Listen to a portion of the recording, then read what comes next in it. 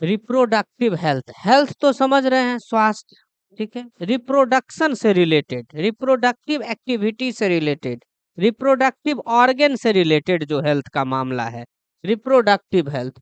पहला स्टेटमेंट है, reproductive health refers to overall well being including physical, social, emotional and behavioural aspect relative with reproduction. Reproduction के respect में, ठीक है, हम अगर रिप्रोडक्टिव हेल्थ की बात करें, इसका मतलब हुआ overall wellbeing, physical, social, emotional, behavioural, सारे रिस्पेक्ट में अगर हम हेल्दी हैं, अगर बंदा फिट है, यही हुआ रिप्रोडक्टिव हेल्थ, ठीक है। दूसरी बात हुई कि किसी सोसाइटी को हम कैसे बोलेंगे, कोई समाज है, कैसे बोलेंगे कि रिप्रोडक्टिव वो हेल्दी है। हाँ, इसके मापदंड हैं। पहली बात, उसके इंडिविजुअल के जो रिप्रोडक्टिव ऑर्गन्स हैं, male sex organ, female sex organ, वो हेल्दी होना चाहिए। It has population with physically healthy reproductive organs, testis sperm production करे, ठीक है, फीमेल के अंदर ओवरी ओवम का प्रोडक्शन करे प्रॉपरली, जो फैलोपियन ट्यूब है वो ठीक ठाक जितनी नॉर्मल लेंथ है उतनी होनी चाहिए, जैसा उसका स्ट्रक्चर है वैसा होना चाहिए, यूटेरस जैसी होनी है, जैसी होती है, जैसा नॉर्मल उसका शेप है इन्वर्टेड पियर, वैसा होना चाहिए।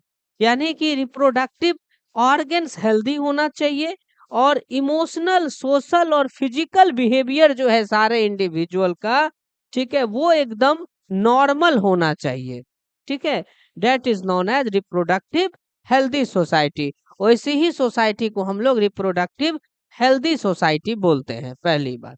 दूसरी बात ध्यान दीजिएगा, सेकेंड, अब आगे चलेंगे। इस चैप्टर में हमें बहुत सारी चीजें पढ़नी है, जैसे कि सेक्स एजुकेशन नेसेसरी क्यों है स्कूल्स में, है ना। को एजुकेशन की भी अपनी जरूरतें हैं, को एजुकेशन भी जरूरी है।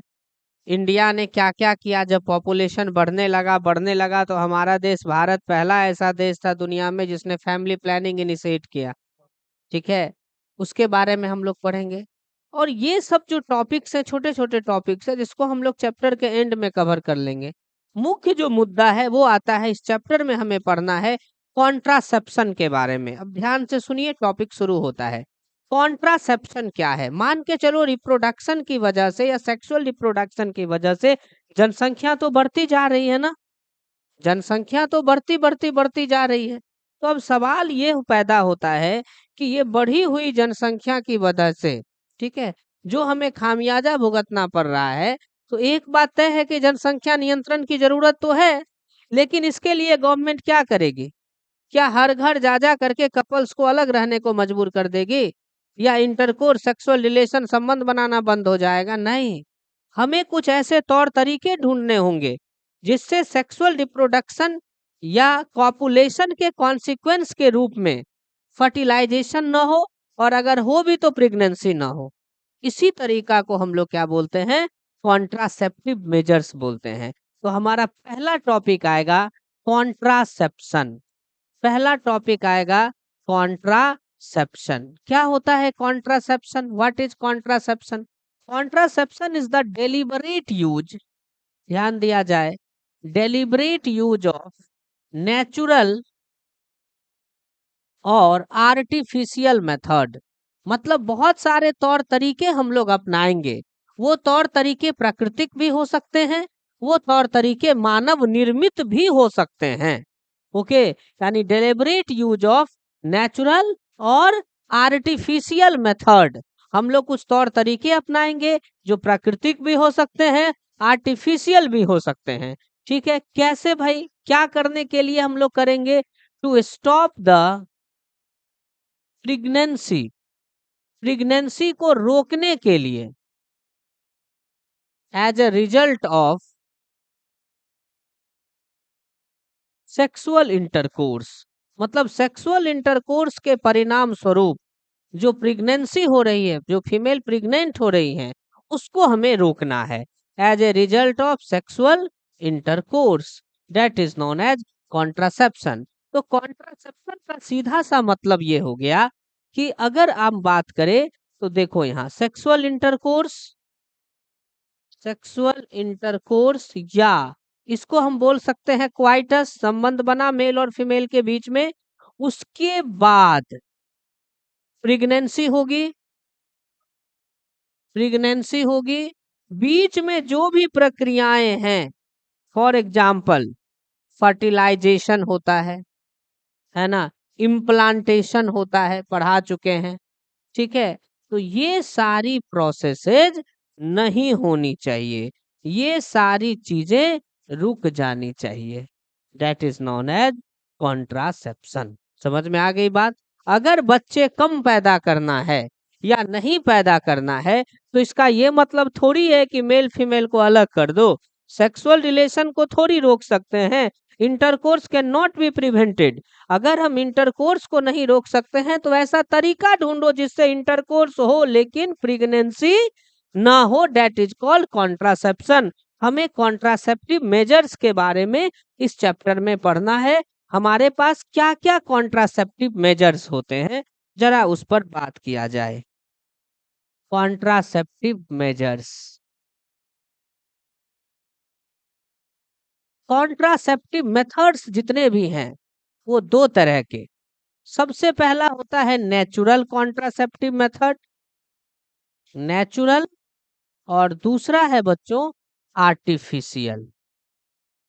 ठीक है, दूसरा है आर्टिफिशियल। ठीक है, आर्टिफिशियल मेथड भी कई तरह के।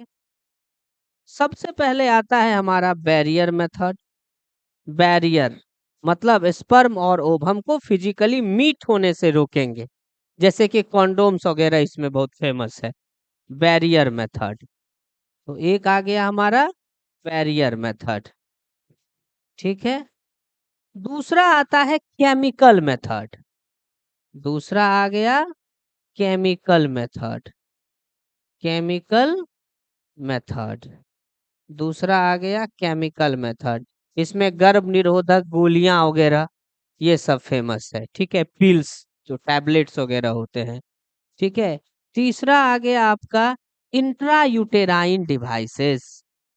यूटेरस के अंदर छोटे यंत्र को लगा दिया जाता है, कॉपर टी वगैरह। ठीक है, उसके बारे में पढ़ेंगे। Intra uterine devices, intra uterine devices, ये हो गए। And last but not the least, sterilisation या सर्जिकल मेथड। क्या हो गया? Surgical method. ये चार तरीका हमें देखना है आर्टिफिशियल मेथड को। ये चार तरीके से हमें पढ़ना होता है। ठीक है, दैट्स द आर्टिफिशियल मेथड। तो एक एक करके हम कॉन्ट्रासेप्टिव मेथड्स के बारे में पहले जानेंगे कि कौन कौन से तौर तरीके से हम होने वाली प्रेगनेंसीज को कंट्रोल कर सकते हैं, रोक सकते हैं। ठीक है, इसको लिखा जाए।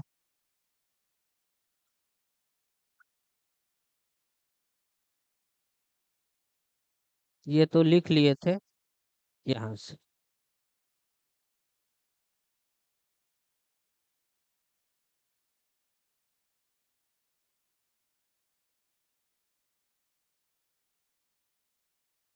लिख लो।